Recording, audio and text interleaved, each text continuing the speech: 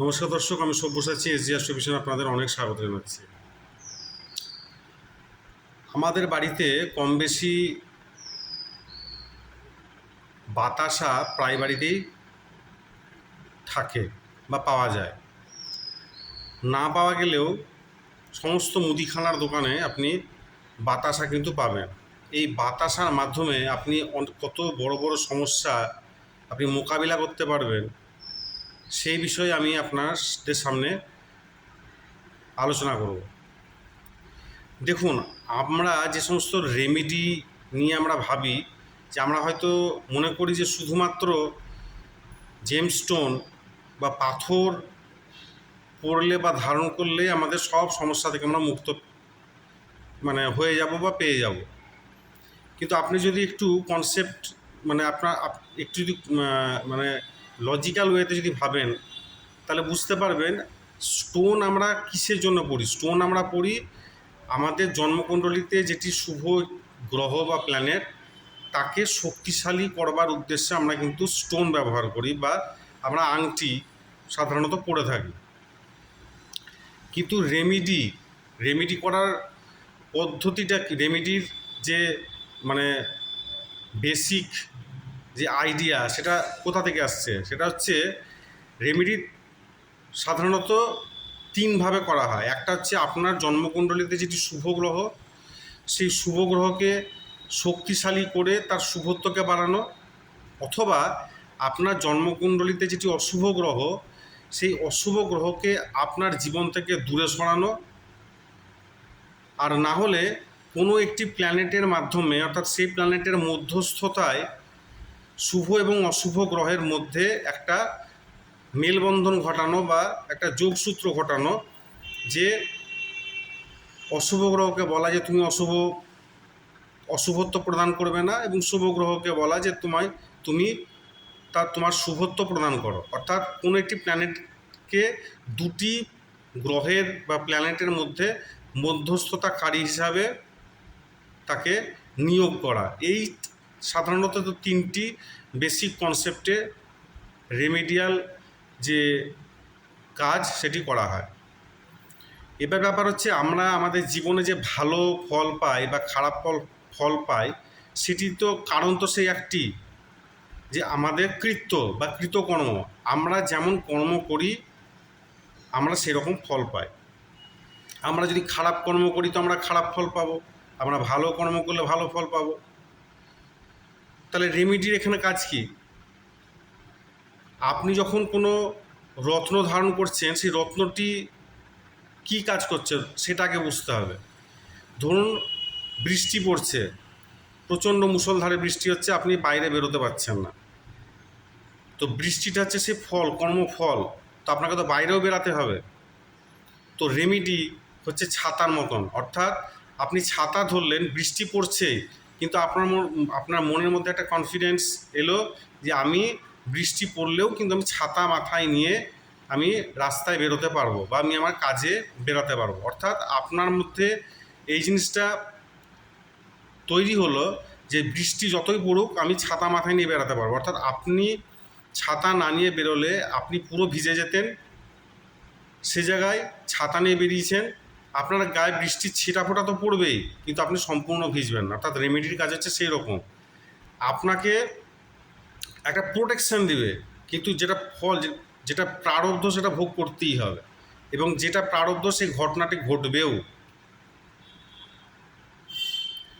তো শুধুমাত্র পাথর ধারণ করে রেমেডি কিন্তু হয় না।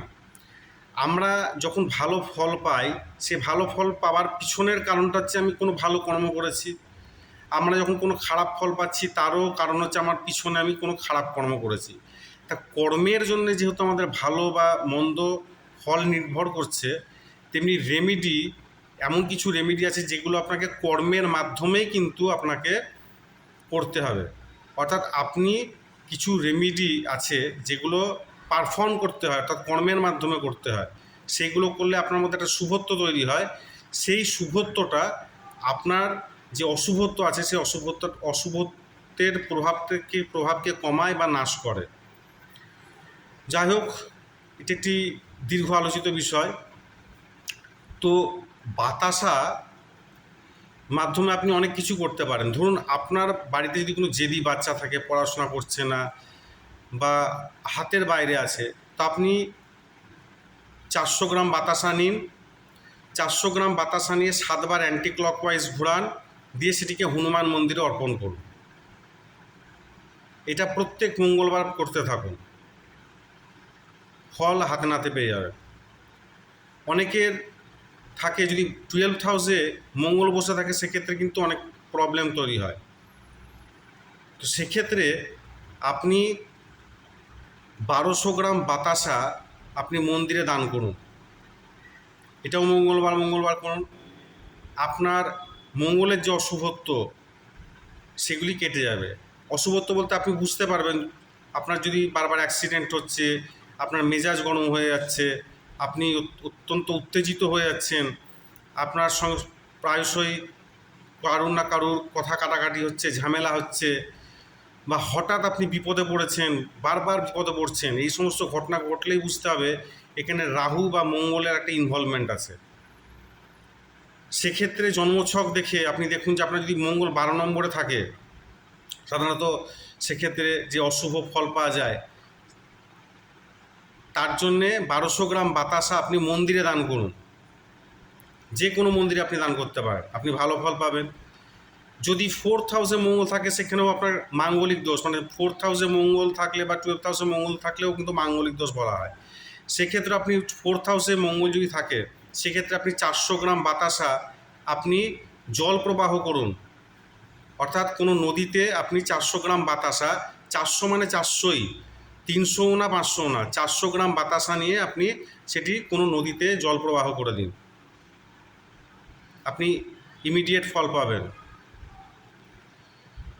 আপনার যদি 2nd হাউসে মঙ্গল থাকে, দক্ষিণ ভারতের 2nd হাউসে মঙ্গল থাকলে সেটাকে মাঙ্গলিক দোষ বলা হয়। সেক্ষেত্রেও আপনি 200 গ্রাম বাতাসা আপনি মন্দিরে দান করুন, আপনি ভালো ফল পাবেন।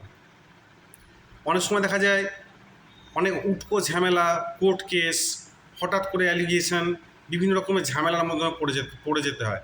সেক্ষেত্রে আপনি কিছু বাতাসা নিন, সেই বাতাসা নিয়ে সেটাকে গুঁড়ো করে আপনি কালো পিঁপড়ে, সেই পিঁপড়েগুলোকে খাইয়ে দিন। মানে যেখানে কালো, আপনি মাটিতে ফেলে রাখুন, বা যে আপনার অশ্বত্থ বা বট গাছ হয়, সে বট গাছ বা অশ্বত্থ গাছের গোড়ায় বাতাসা গুঁড়ো ফেলে রাখুন। সেক্ষেত্রে পিঁপড়েগুলো যখন বাতাসা খাবে, আপনার সমস্যাও দূর হয়ে যাবে। কারণ বাতাসা মঙ্গলের প্রতীক, পিঁপড়ে শনির প্রতীক। শনি এবং মঙ্গলের যখন কম্বিনেশন তৈরি হবে, সেখানে উচ্চ রাহু তৈরি হয়। উচ্চ রাহু আপনাকে রাহুর যে উচ্চ ফল সেটি প্রদান করবে। যে কারণে রাহুর নিচ ফলের জন্য আপনি বিপদে পড়ছিলেন, একটা অ্যালিগেশন আপনার গায়ে লাগছিল, আপনি বিপদে পড়ছিলেন, অ্যাক্সিডেন্ট হচ্ছিল, অসুখে ভুগছিলেন, নন কিউরেবল বা যেগুলো আপনার লং টার্ম ডিজিজ, সেগুলোতে ভুগছেন, সেগুলো থেকেও আপনি আস্তে আস্তে উদ্ধার পেয়ে যাবেন, শুধুমাত্র পিঁপড়েকে যদি আপনি একটু বাতাসা খাওয়ান। তো এইগুলো করে দেখুন, এগুলো করলে আপনারা ভালো ফল পাবেন। বাতাসার মাধ্যমে যে কত সুন্দর উপায় করা যায়, এমনকি আপনাদের যদি আপনাদের নিজেদের যদি ডাইজেশনের প্রবলেম থাকে, হজমের সমস্যা থাকে, সেক্ষেত্রে সকালবেলায় ঘুম থেকে উঠে যদি আপনারা এক টুকরো বাতাসা মুখে নিয়ে আপনারা যদি সেটা খান যদি, সেক্ষেত্রে আপনাদের কিন্তু হজমের সমস্যাও কিন্তু দূর হয়ে যাবে। আপনারা পরীক্ষা করে দেখতে পারেন। আশা করি ভিডিওটি আপনাদের ভালো লাগবে। ভালো লাগলে অবশ্যই লাইক, শেয়ার এবং সাবস্ক্রাইব করবেন। অনেক অনেক ধন্যবাদ। সুস্থ থাকুন, ভালো থাকুন।